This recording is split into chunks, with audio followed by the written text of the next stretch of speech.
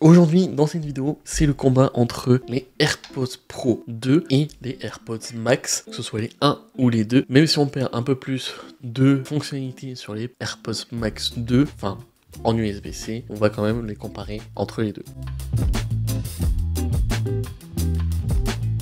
Déjà leur forme, vous voyez très bien, genre bien comparatif quoi, c'est vraiment le plus petit, le plus grand. Voilà, les AirPods normales sont sortis en 2016, donc c'est des AirPods 1 avec leur tige, etc. Ça a été beaucoup critiqué à leur sortie, mais regardez aujourd'hui, on a clairement juste pareil des tiges encore, et d'autres marques copient Apple, que ce soit Samsung, Huawei, même si ils changent un peu leur style de leur tige, mais Samsung, vraiment, leurs derniers écouteurs sont vraiment très ressemblants aux Pro, et ça m'étonne pas, en même temps, quel bijou de design. Voilà, donc déjà, niveau facteur, genre il y a vraiment pas photo, ça tu mets dans une poche, ça un peu plus galère à transporter, je vous l'avoue. Quand je prends le train, ou quand je suis chez les gens, ou machin, c'est une galère à transporter, mais voilà.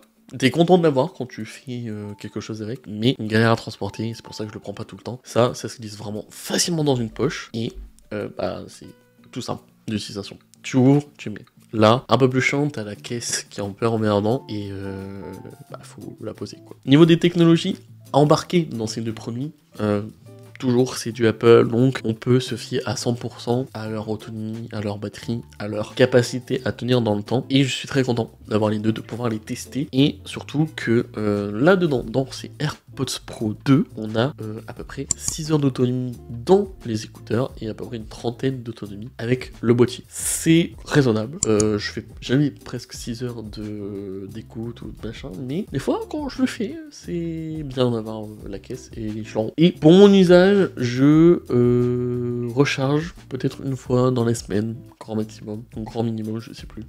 Vu que maintenant j'ai AirPods Max, je l'utilise presque plus. Mais ouais. Et dans ces AirPods Max, on a 20 heures d'autonomie, et tu les sens, hein, les 20 heures, quand tu regardes des fois quelques petits films, quelques petits machins, sans forcément activer la réduction de bruit, etc. Tu le sens.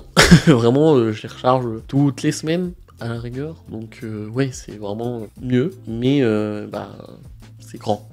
Plus c'est grand, plus tu peux mettre de batterie, c'est logique. Mais du coup, voilà. En termes de technologie, sur le AirPods Max 1 et l'USB-C, on est toujours sur une puce H1. Donc impossible de localiser correctement votre AirPods, impossible de l'appeler, entre guillemets, et impossible d'utiliser la fonctionnalité localisée depuis l'application localisée. Oui, ça fait plusieurs fois que je dis localisée, mais en gros, c'est que vous avez à côté de vos AirPods un petit bouton qui vous dit, cherche par là, etc. avec la flèche, comme un peu les AirTags, alors que les AirPods Pro 2 ont la puce H2 qui permet de faire tout ça, et même de faire sonner les AirPods. Donc je sais pas pourquoi ils sont pas mis dans l'USB-C, sachant que ça aurait pu être un renouveau. C'est vraiment très dommage qu'ils n'ont pas rajouté cette fonctionnalité sur ces AirPods Max USB-C. Peut-être sur les deux, j'espère qu'ils vont sortir très bientôt, parce que vraiment, on perd une fonctionnalité aussi sur les AirPods Max USB-C, c'est qu'on ne peut plus connecter directement notre AirPods sur un casque, que ce soit en USB-C ou en USB-C vers jack, et je trouve ça un peu dommage. Mais moi j'utilise pas vraiment cette fonctionnalité, mais je sais que c'est une fonctionnalité que beaucoup de puristes audiophiles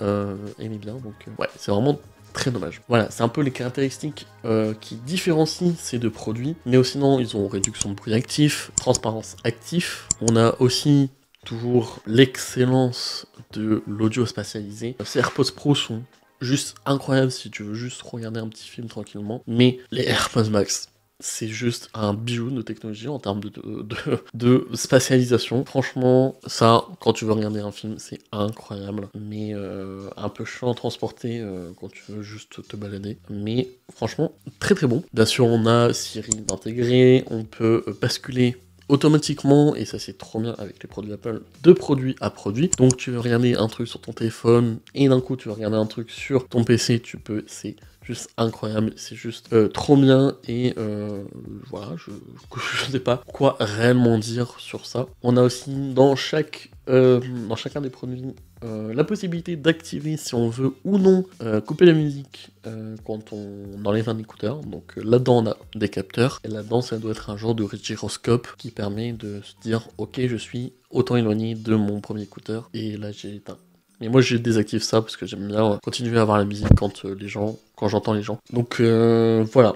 Après, ça va vraiment dépendre de vous en termes d'utilisation de tous les jours. Si vous êtes plus quelqu'un de nomade qui aime bien partir partout et être vraiment dans un côté très minimaliste, les AirPods Pro 2 vont vous satisfaire. Vraiment, elles vont vous satisfaire parce que ça se met dans une poche, vous n'avez pas besoin de H24, faire en sorte de penser à charger un machin. Ils sont aussi en charge sans fil, donc voilà, t'as même plus besoin, je charge presque jamais en USB-C, donc ça c'est juste trop bien. Et du coup, tu le poses et puis tu reprends, donc t'as plus besoin de repenser à chercher un câble, ce qui est juste trop bien. Si vous êtes une personne qui reste beaucoup chez vous, AirPods Pro peuvent être très bien. Maintenant, on va parler du prix, et pour moi, c'est ce qui freine un peu cet achat de ces AirPods Max, entre guillemets, au grand public. Les AirPods Pro 2 valent entre 250 et 280 € en fonction des promotions, en fonction des prix, en fonction des sites, etc. Mais vous en avez vraiment pour votre argent, ça va faire 2 ans, voire 3 que je les ai, et je suis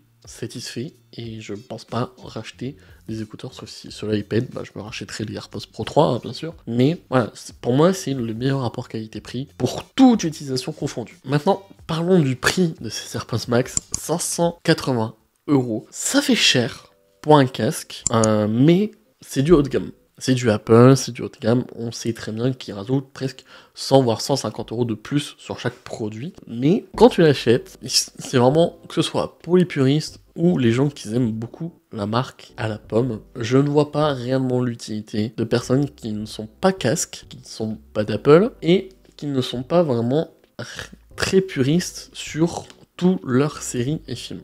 C'est un casque qui est quand même assez lourd, qui fait quand même son poids sur la tête, et qui, surtout, est chiant à transporter. Vous voyez, on a une caisse, on a les écouteurs, on peut pas les replier, on peut pas les mettre correctement dans son sac, c'est assez embêtant. Donc pour moi, c'est un produit qu'il faut vraiment réfléchir à quand tu l'achètes, parce que si tu l'utilises très peu de fois, ça sert à rien. Si tu n'es pas casque, ça ne sert à rien. Si tu n'es pas audiophile, dont ton cinoche, dont tes films, dont tes machins, ça ne sert à rien. Tu vas dépenser 580 dans un bijou qui est, pour moi, presque une pièce de collection très jolie. Sachant que sur cet écouteur, on n'a aucune marque inscrite. On n'a jamais Apple écrit dessus, on n'a jamais le logo Apple écrit dessus. Juste son design se suffit à lui-même pour le reconnaître. Donc voilà. Pour moi, ces AirPods Max, c'est vraiment dédié à ceux qui veulent se faire d'une plaisir, donc si vous avez l'argent, faites-le, mais prenez peut-être les 1, parce qu'en soi l'USB-C c'est bien, vous avez les connectivités, mais il n'y a pas de changement, et les 1 vous pouvez peut-être les avoir à 300 voire 400 € en reconditionné,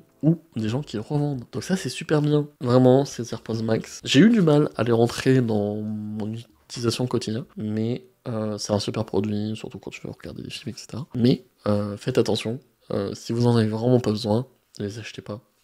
C'est vraiment plus encombrant que vous ne le pensez, vraiment. J'espère que j'ai répondu peut-être à ta question sur le fait de savoir quel écouteur prendre en fonction de si t'es nomade, si t'es un peu plus chez toi, si t'es audiophile, ou si tu aimes avoir un casque ou des intra-auriculaires dans tes soirées. Voilà, sur ce, merci de m'avoir écouté, merci d'avoir regardé cette vidéo, et on se retrouve pour une prochaine, dans 2 semaines peut-être, ou à une prochaine. Sur ce, c'était Sky, passe une bonne journée, salut!